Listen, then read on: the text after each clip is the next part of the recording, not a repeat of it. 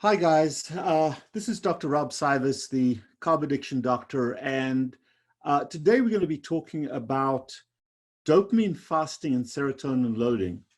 Kind of a weird thing to be talking about at a keto conference, but you'll see as we go through this how this fits in.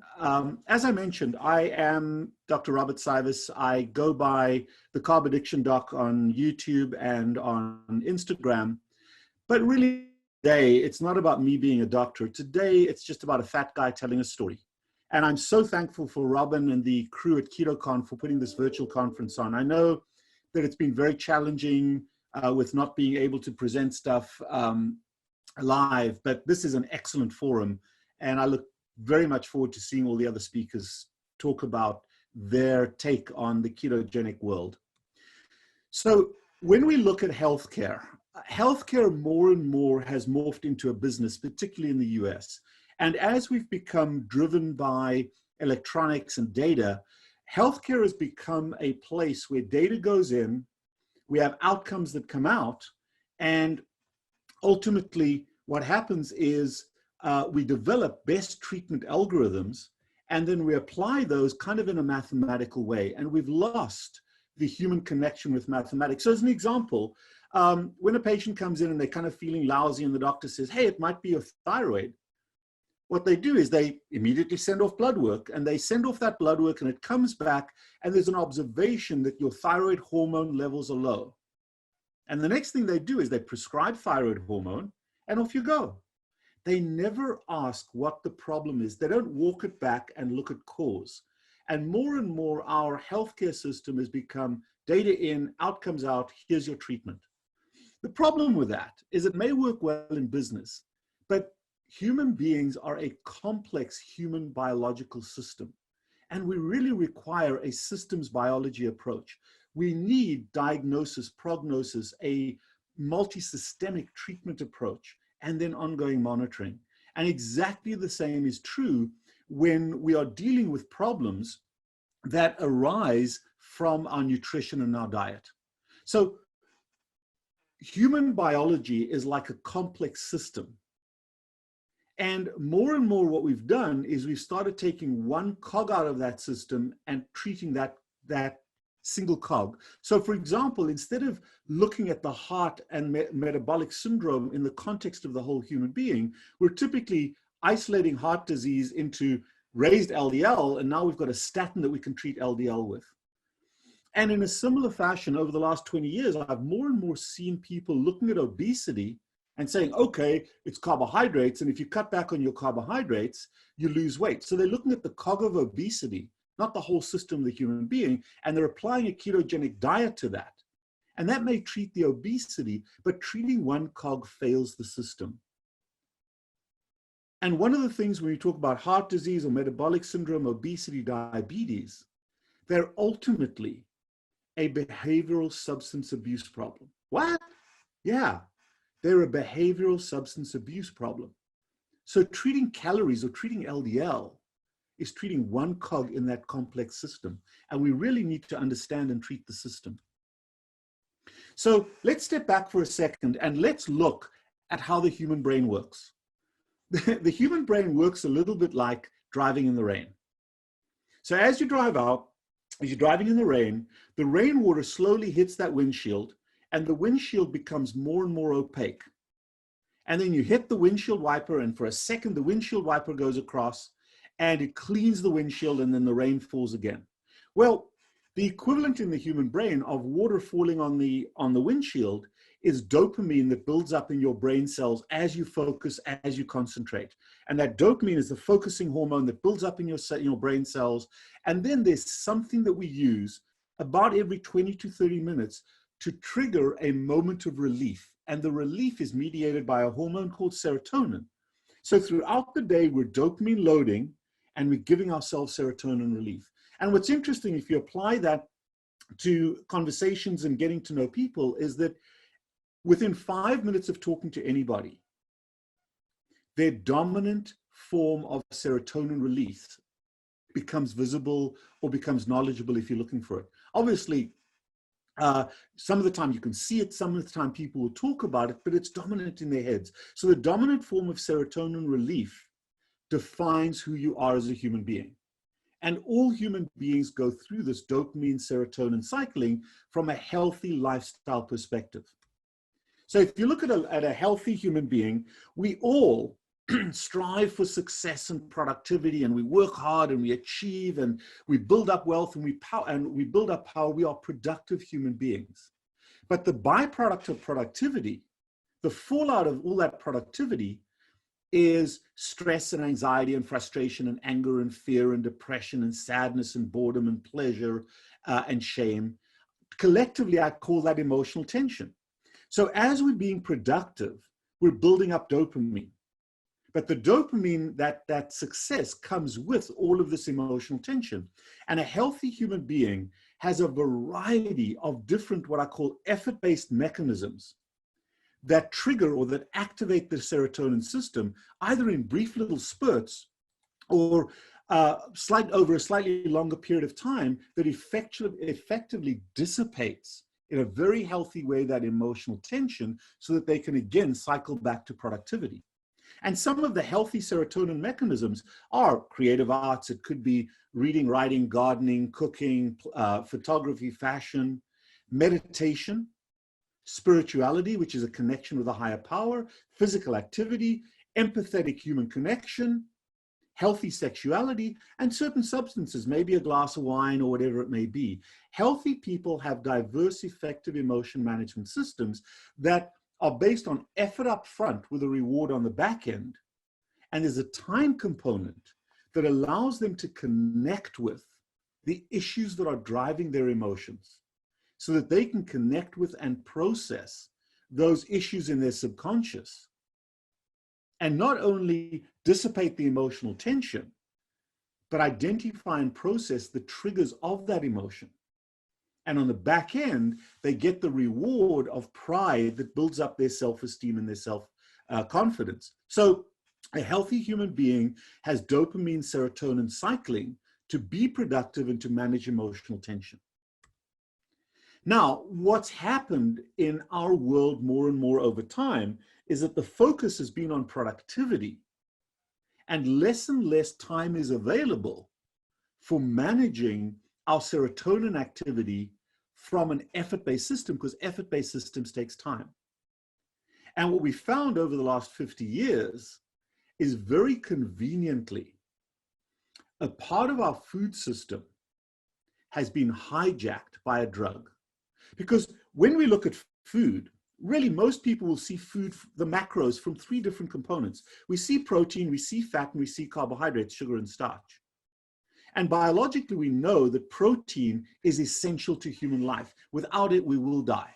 And there is powerful negative feedback pathways that control how much protein we eat.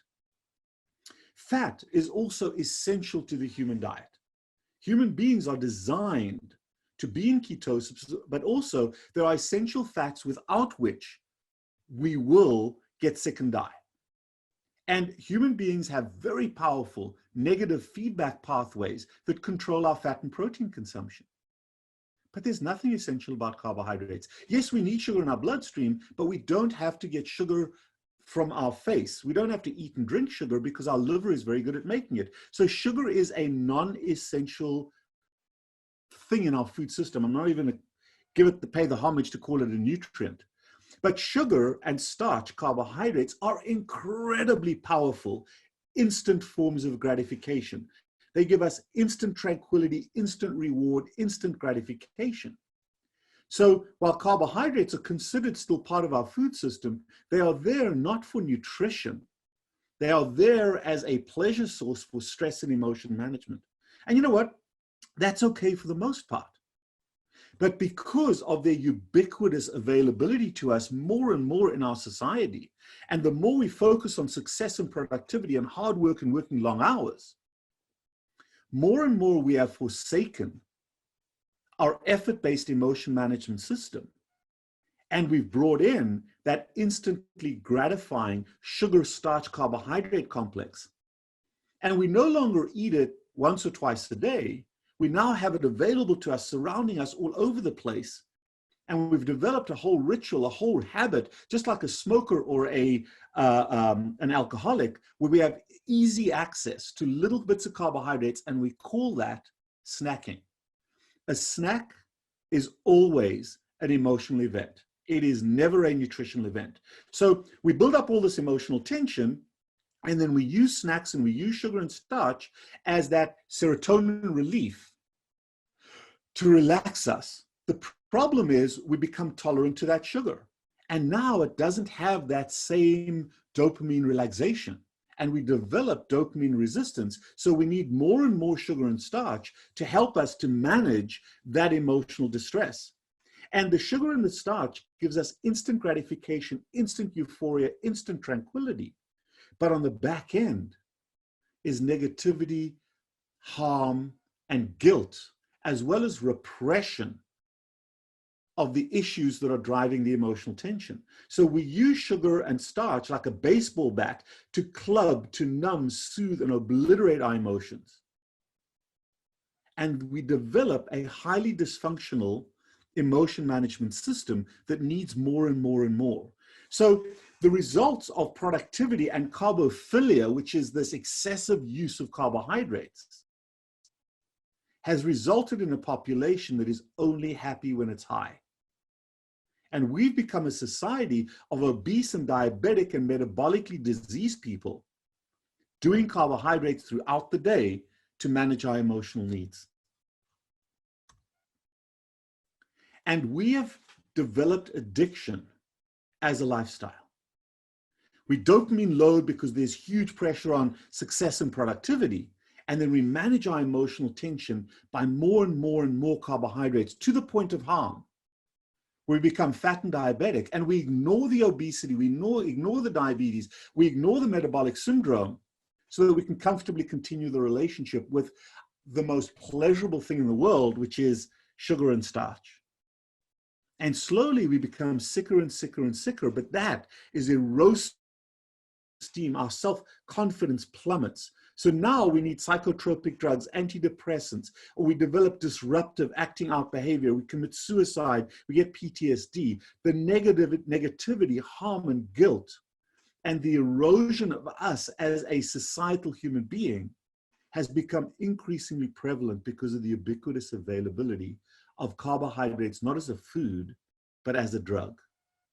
And the endpoint is this guy right here, Mr. Metabolic Syndrome, the consequence of chronic excessive carbohydrate consumption. So, okay, we now know it's carbohydrates. So what's the treatment for metabolic syndrome? Well, the one-carb treatment, remember that we're a system, but we've become a data in, data out society. So we know metabolic syndrome is as a result of chronic carbohydrate consumption. So simple answer, let's get rid of the carbohydrates. Let's remove them. Let's do the ketogenic diet.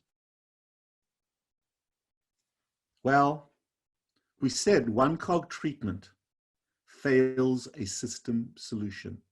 One cog treatment fails a system solution because nobody asks, why did that person become fat? Why did that person become diabetic? Why did that person become a carbohydrate addict? And by the time you are a metabolic man, by the time you are a carbohydrate addict, basically your entire emotion management system, your entire serotonin system is carbohydrates. If you look in a fat, metabolically challenged or diabetic person's emotion management toolkit, there's basically carbohydrates and cobwebs. And when you start a ketogenic diet, you remove those carbohydrates, you comprehensively emotionally deprive that person. So now they're dopamine loading, they're dopamine resistant, you've killed their best friend, you've comprehensively deprived them of serotonin. And guess what happens? Relapse. As soon as life throws an emotional curveball at that person, the only way they can manage that is to relapse or default back to carbohydrates. And that is why I say, and I support the fact, absolutely in my practice and in the world in general, that ketogenic and intermittent fasting diets fail as much as any other diet about 98 or more % of the time, because diets are intentionally deprivational without understanding the need to replace carbohydrates as an emotion management tool. The reality is this: the first ketogenic diet was really Bob Atkins's diet 20, 30 years ago, and everybody lost weight, but everybody gained it back because they relapsed. If Atkins diets worked long-term, the word keto and the keto concept wouldn't exist, because we would have stopped at Atkins.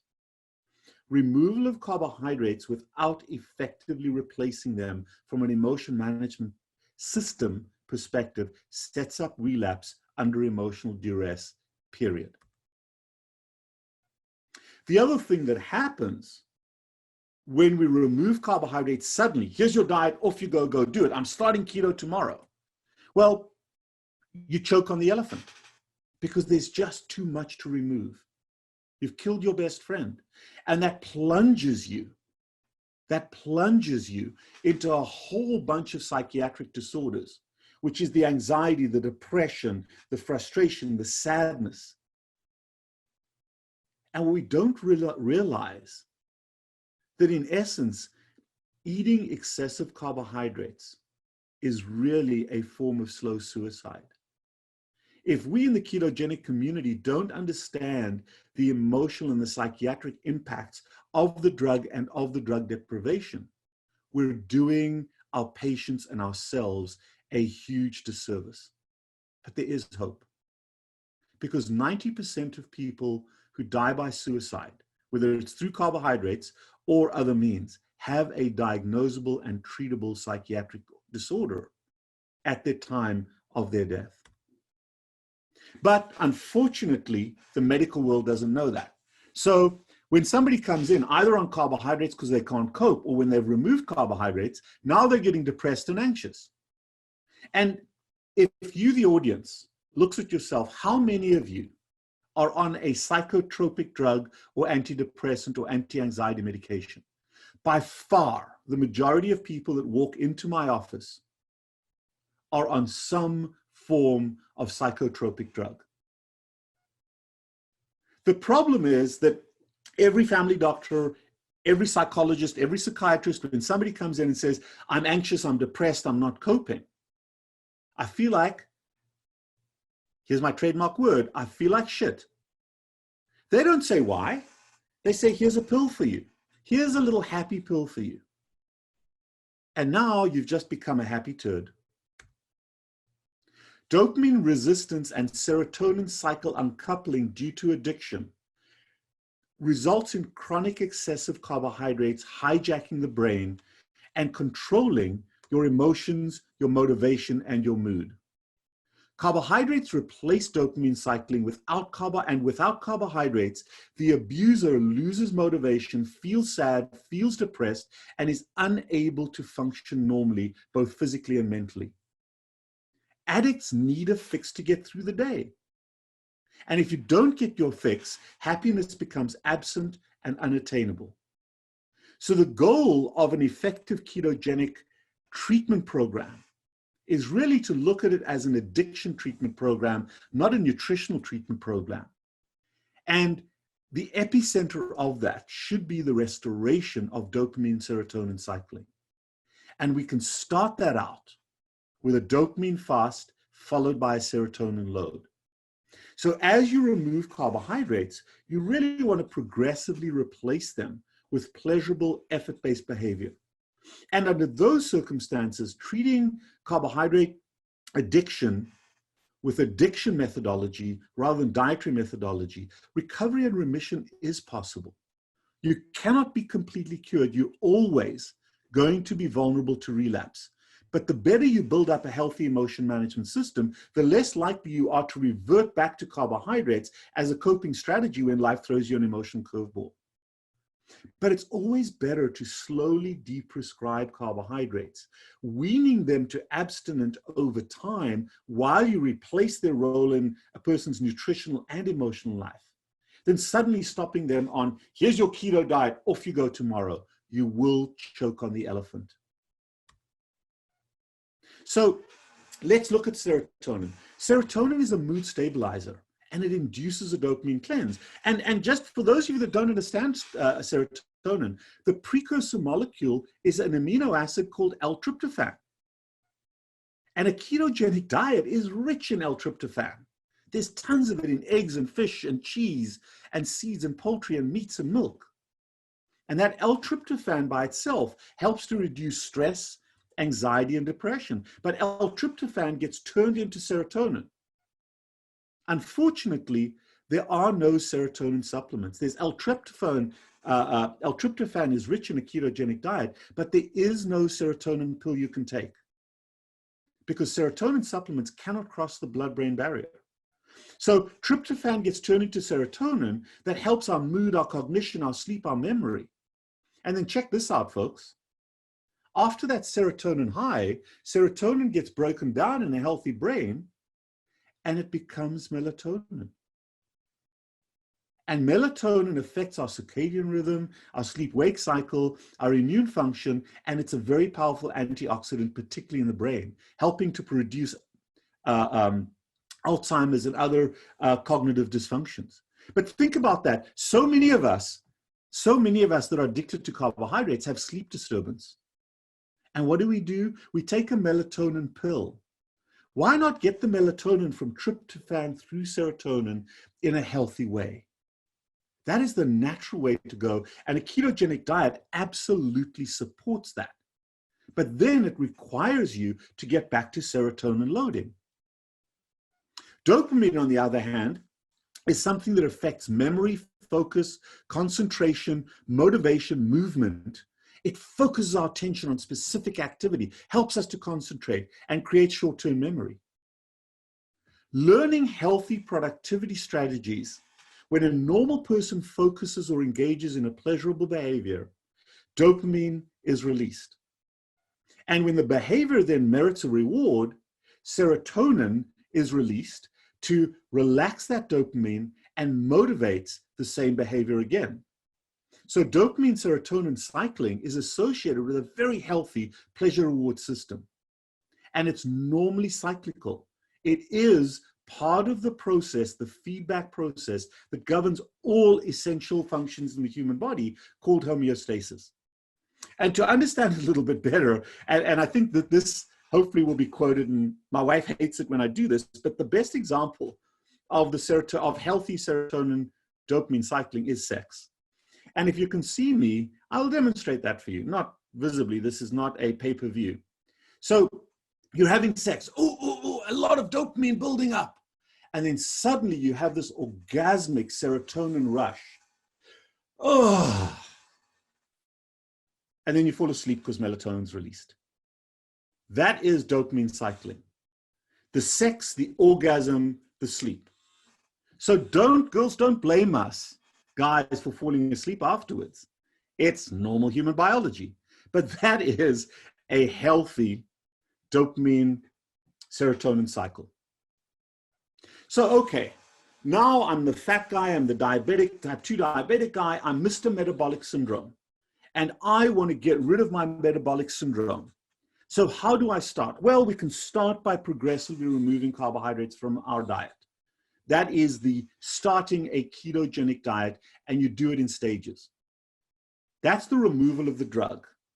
And what the keto diet does is it returns you from eating in a drug-addicted way to returning back to eating in a nutritional way when you remove carbohydrates. And quite frankly, whether that is more vegetarian-based or more carnivorous-based or omnicarnivorous, it doesn't matter. It's the removal of the carbohydrates that are critical.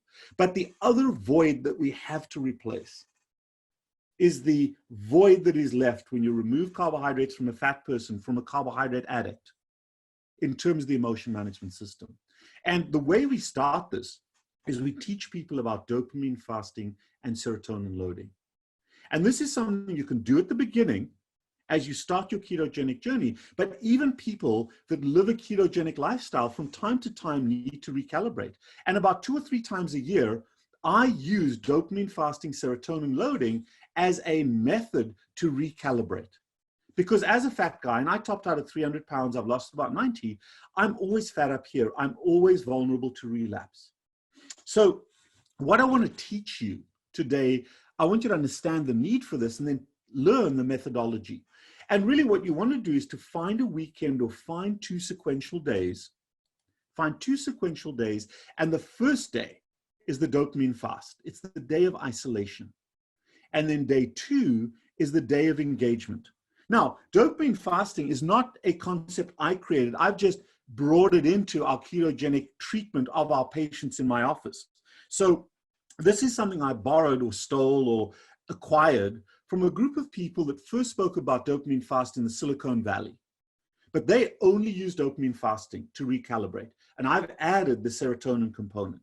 So instead of me telling you about dopamine fasting, I'm going to go to the originator, to the expert, to discuss dopamine fasting, day 1, deliberation. So listen up.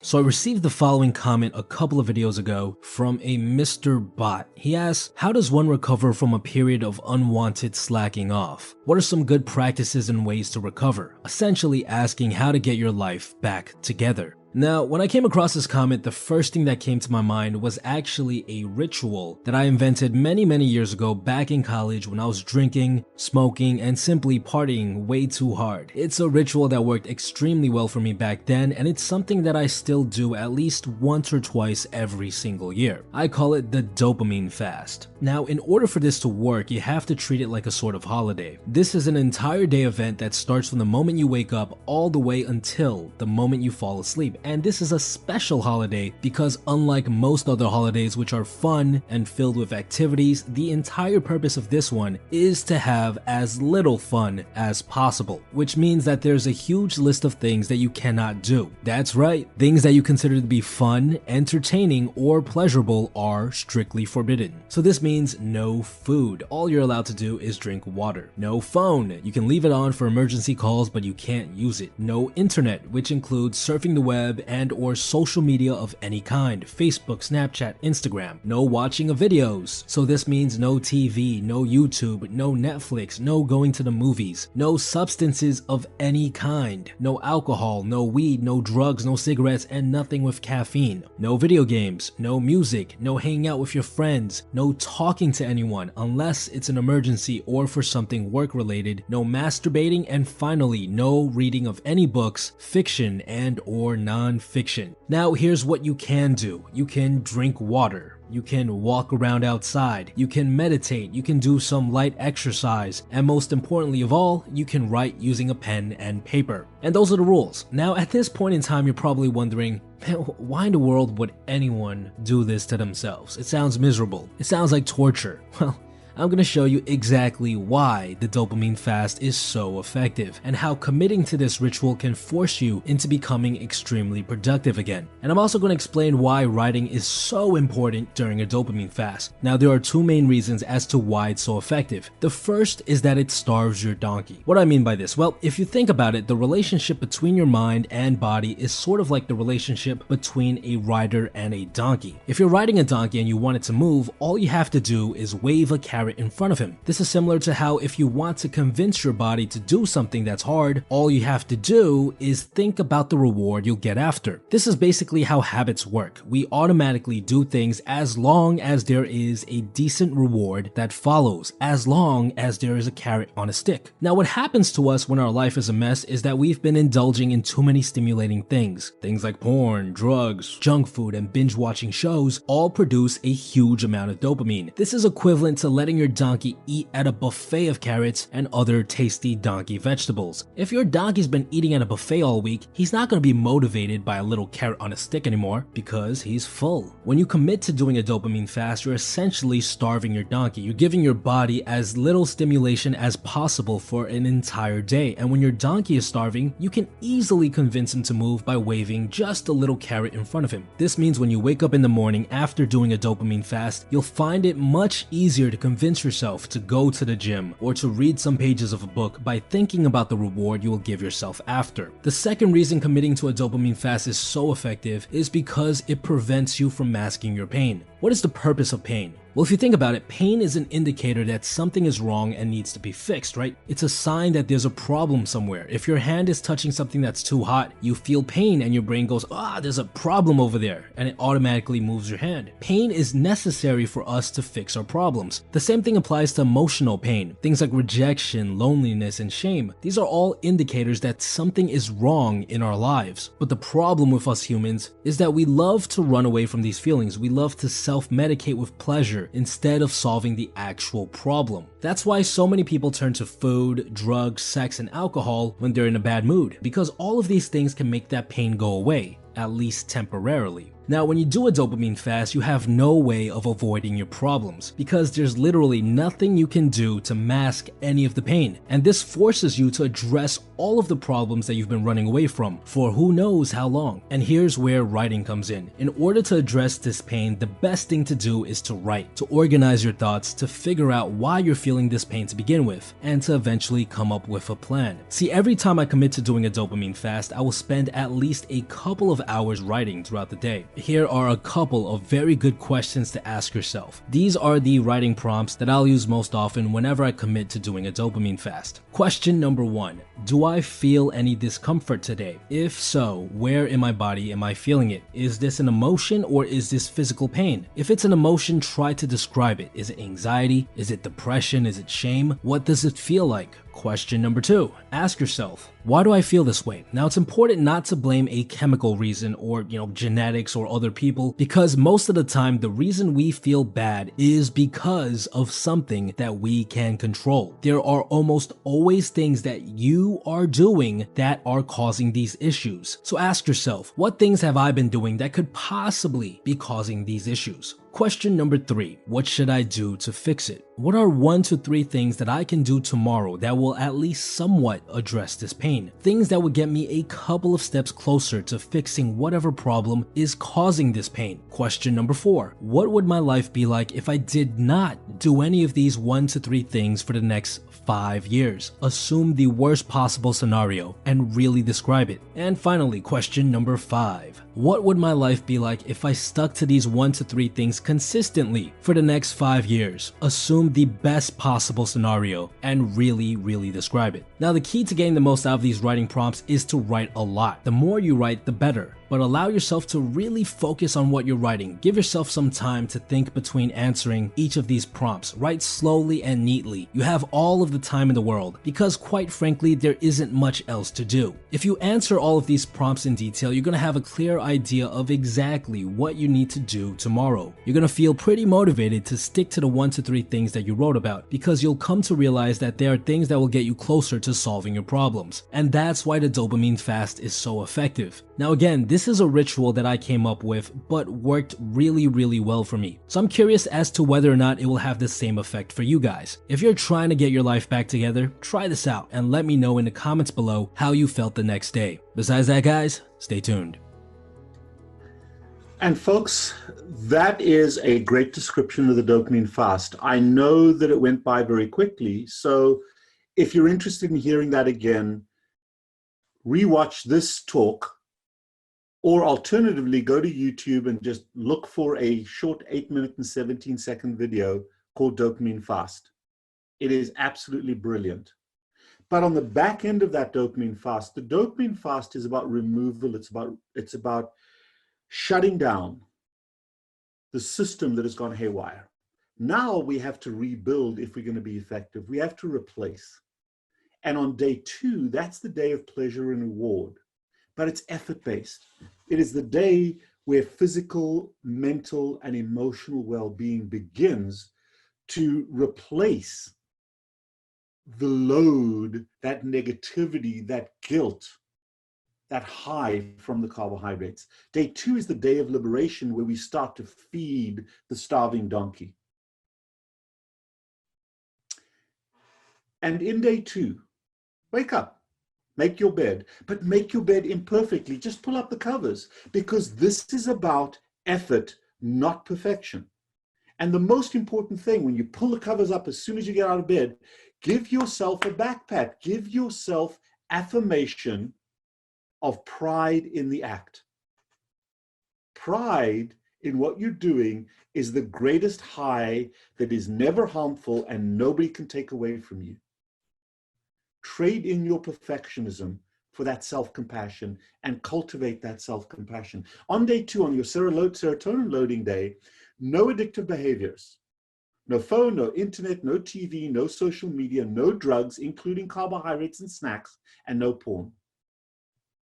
But this is the day of doing. This is the day that requires effort without outcome and lots of self-approval. Being mindful, being present with all 5 of your senses. Remember that self-approval is self-care. And if you can self-approve as often as you used to snack, you're finding a much more effective way than consuming crystal meth throughout the day to make you feel good.